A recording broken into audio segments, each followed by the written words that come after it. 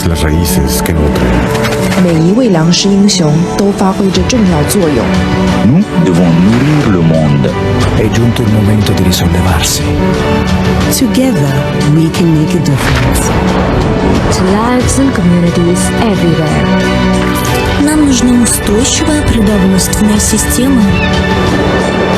لأن مصيرنا واحد.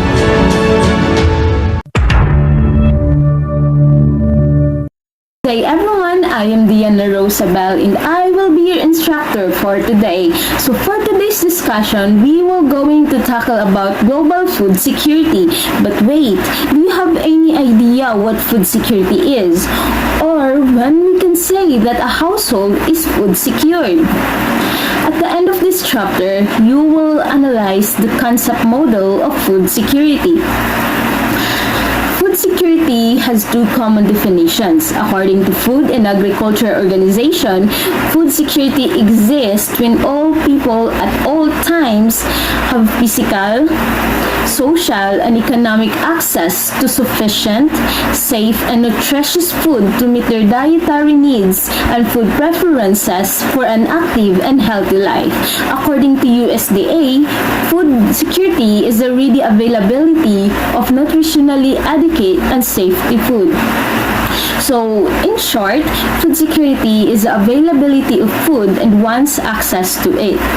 So, when we can say that a household is food secured, it is when the household or the occupants do not live in hunger or fear of starvation.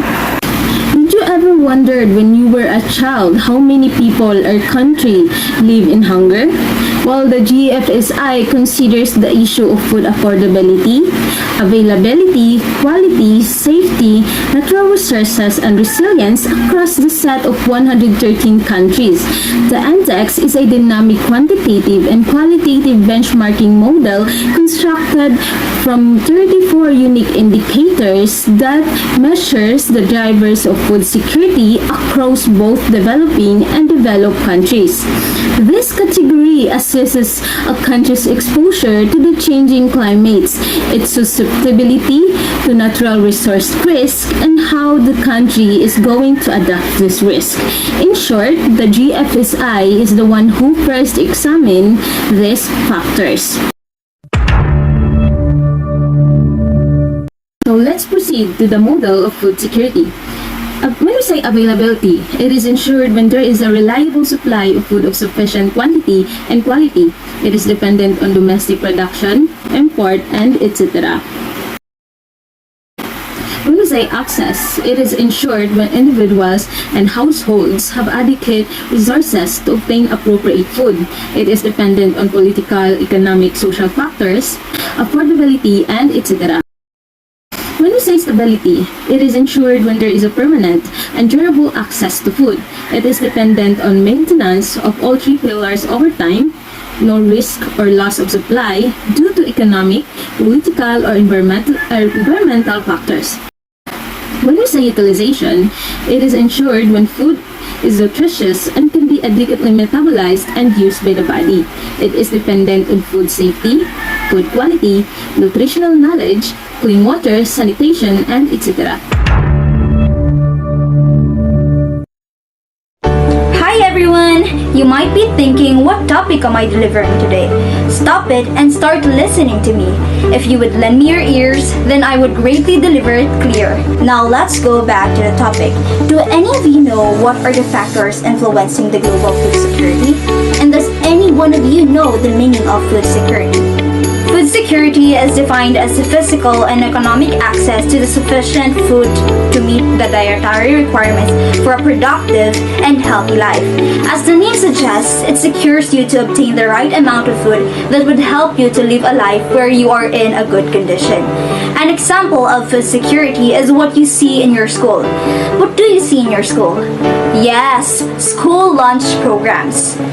The World Food Summit of 1996 proposed that food security involves the food availability, food access, and food utilization, and that all these factors are interrelated. So if we mean to say interrelated, the factors that are mentioned are connected to one another. On the other hand, Food insecurity is defined as inadequate physical, social, or economic access to food. Just like what I've said a while ago, if food security is obtaining the right amount of food, then food insecurity is not having the right amount of food where you are lacking in many aspects. An example of food insecurity is when a mother cannot give food to her children and she can't feed them for she doesn't have any access to it, and that is because of poverty, where at the end they would experience hunger and growling stomach.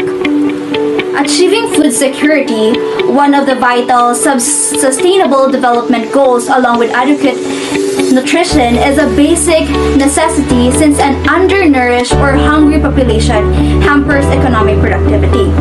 Undernutrition has a profound effect in growth, development of acute and chronic disease, survival, and economic productive.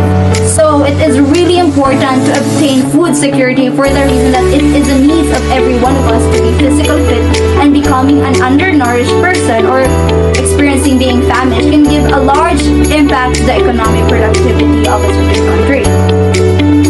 The growth of a group in a country would decrease where people who are undernourished can experience being sick and may affect the economic production of it. According to Canam et al. 2020, global data suggested that greater than 800 million people around the world are considered food insecure in 2021 or 2014. Asians, Sub-Saharan Africans, and the Pacific Islanders constituency the majority of the world's population, with 30% of the food insecure population, where it is 276 million that is living in Southeast Asia. Multiple factors are responsible for food insecurity worldwide, including population growth, climate change, increasing costs of food, unemployment, poverty, and loss of biodiversity. It is heartbreaking to think that there are tons of people who cannot access food where it would lead them to hunger. Canam stated that there are tons of factors that are behind this occurrence.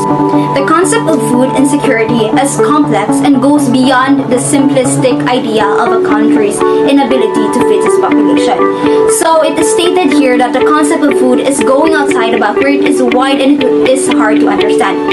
The global food situation is redefined by many driving forces such as population, growth, availability of arable lands, water resources, climate change, and food availability, accessibility, and loss. The combined effect of these factors has undeniably impacted global food production and security.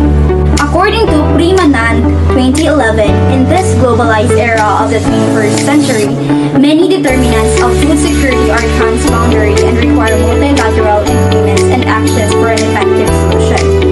Food security and hunger alleviation on a global scale are within reach provided that the technological innovations are accepted and implemented at all levels. So there are tons of elements or determinants of food security or secure are transboundary, and they conduct multilateral agreements and actions for an effective solution. So if we mean to say transboundary, it is when there are movements that can cause an effect towards an boundary. What Primandan wants to convey is that agreements that are participated by tons of people where they would create movements that can cause an effect, and this effect that they would gain is a solution for them to alleviate food hunger. This is the end of my report. Hope you learned so much from it. Again, this is by Sarah Perlis and Yugen, and don't forget the Hi guys, in this topic, we will be discussing the challenges of global food security.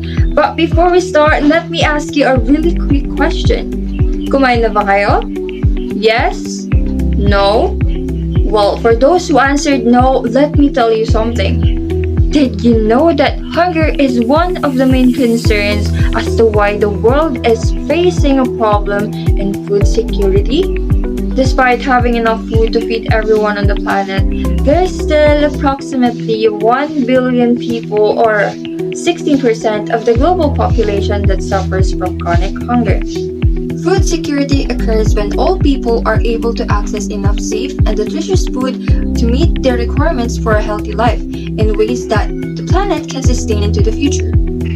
However, food security faces a number of challenges across both production and consumption, which research will be essential to solve. These are the challenges to global food security.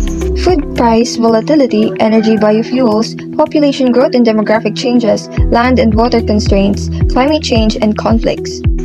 Due to inflation, food prices increases or changes from time to time. But the problem here is not everyone can afford food, and households can't keep up with the changes in prices. The more the prices increases, the more the capacity of a household is decreasing to buy food. There are major concerns on the impact of increased biofuel production on food security. Biofuels are projected to negatively affect food prices and import dependency. While the population is increasing, it has become a problem on how to accommodate and feed those people, especially those who can't buy food but has a large number of family members.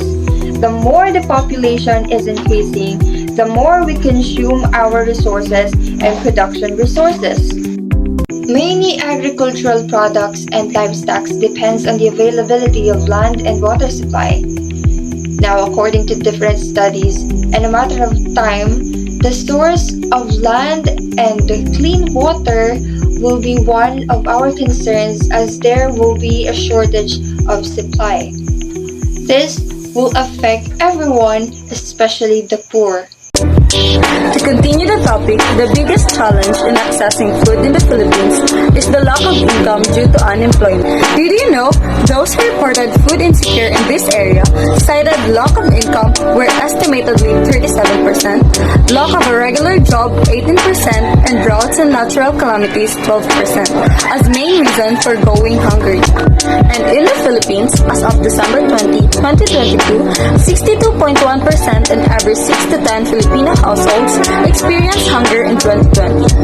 FNRI warned of worsening malnutrition that was already in its 2015 survey. In this case, some or almost of the Filipino household experience poverty. In this challenge, we can experience food insecurity that may result to diversified diet for malnutrition.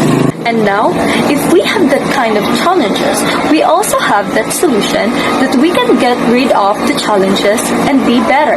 Solutions on how to solve food security. A food insecure may solve by the 5 components of food security. First, availability of food. Second, access to food. Third, utilization of food. Fourth, stability.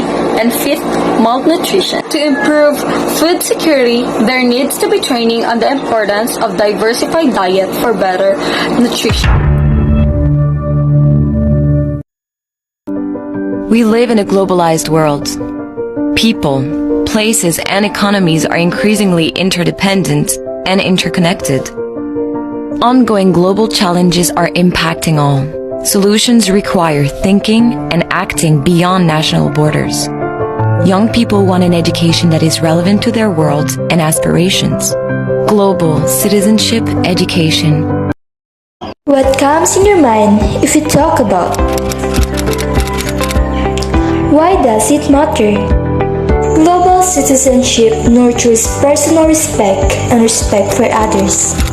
Global citizenship can be defined as a moral and ethical disposition that can guide the understanding of individuals or groups of local and global contexts and remind them of their relative responsibilities within various communities. Global citizenship is about the shared human experience, values, and responsibility. The world is becoming more global and interconnected.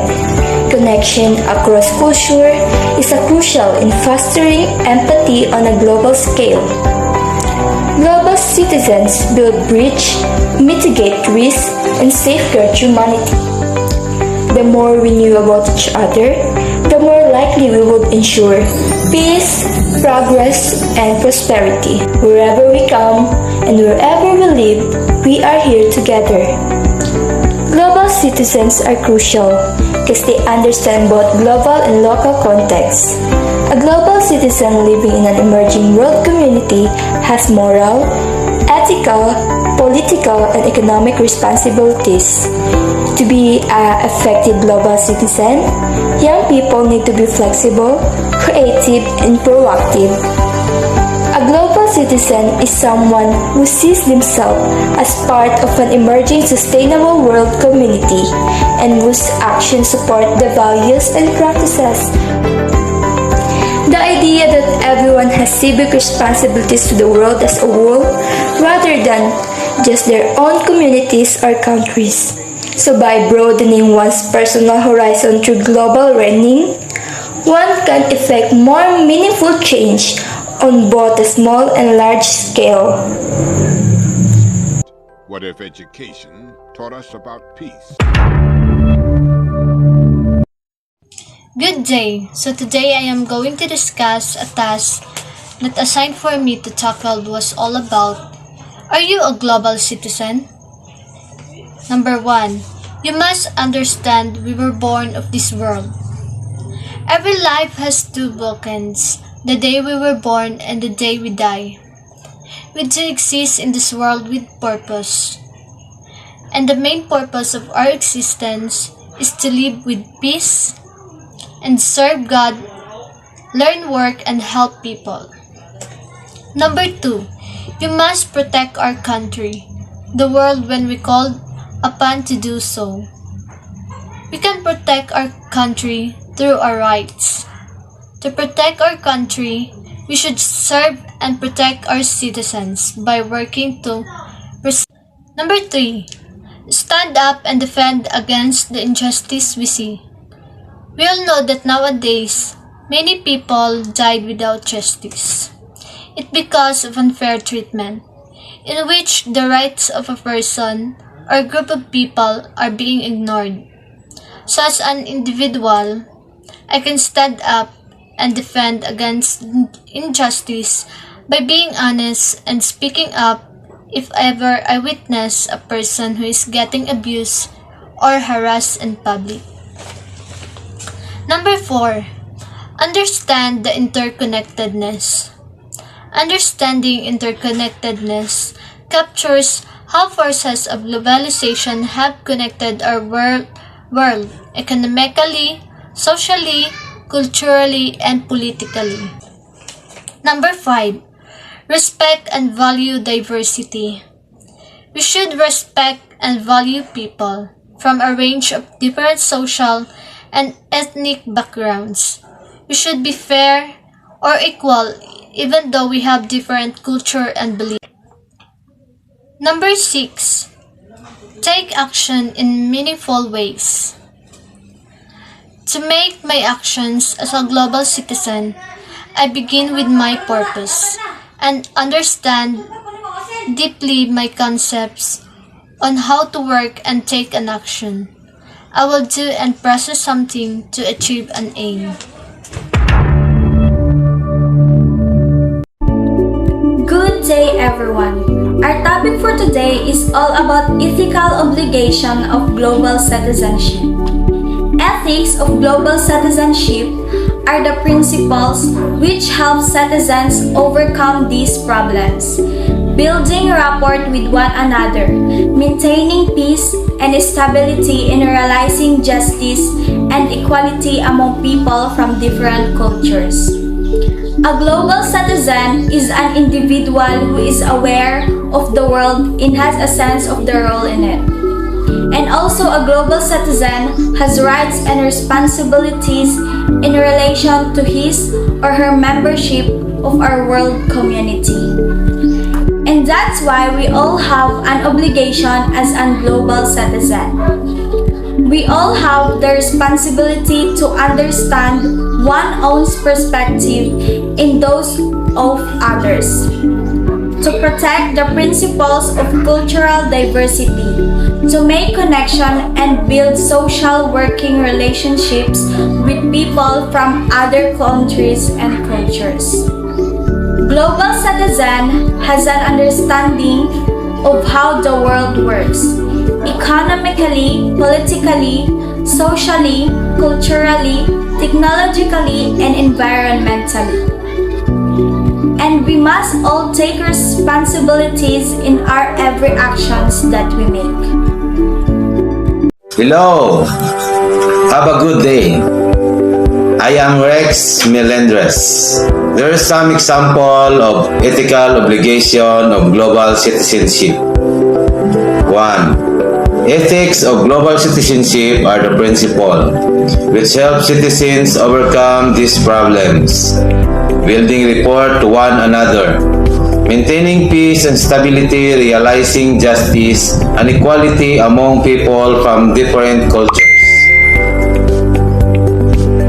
So, ang ibig sabihin ng ethics na to, makakatulong sa mga mamamayan na malampasan ang mga problemang ito sa pagbuo ng kaugnayan sa isa't isa, pagpapanatili at pagsasakatuparan ng katarungan at pagkakapantay-pantay sa mga tao mula sa iba't ibang kultura. Next, number 2. Being a good citizen entails taking personal responsibility for one's decision and actions, including respecting others, obeying the rules and laws, and setting a good example to others. Global citizens feel a sense of responsibility to help when the rights of others are violated, no matter where in the world they live. There are some qualities of global citizens. Global citizens try to understand other people and have empathy for them. It means, ang isa ka citizen, iniintindi niya ang ibang tao sa pamagitan ng pakikiramdam sa iba. Next, global citizens act fairly in their choices, their decisions, and their words. Global citizens believe that they are just as important as everyone else. Global citizens believe that all people are equal. They do not think of some groups or individuals as superiors or inferiors to others. Ibig sabihin, hindi nila iniisip kung ang isang tao ay mataas kanya o mababa. It means, ang pagtingin niya sa ibang tao equal. Next, global citizens accept differences and do not react with hostility to people who are different from them. Global citizens are willing to help and cooperate with others. Global citizens have their own ideas and express them, but they are open to changing them if they are proved wrong. Global citizens are curious and want to learn more about the world. Global citizens look after the environment and don't waste things. Global citizens believe they can make a positive difference in the world. Next, number 3. At a global level, their responsibilities include the responsibility to understand one's own perspective and those of others, to protect the principle of culture diversity, means pagkakaiba-iba ng mga kultura, to make connection and build social and working relationship with people from other countries and cultures. That's all, and this is Rex Melendres reporting. Back to you. So why do you think global citizenship education needed? It is because young people are entitled to an education that equips them with the knowledge, skills, and values they need in order to embrace the opportunities and challenges they encounter and to create the kind of world that they want to live in. Okay? Okay. That's for today. Thank you for listening, and I hope you learned something. Goodbye!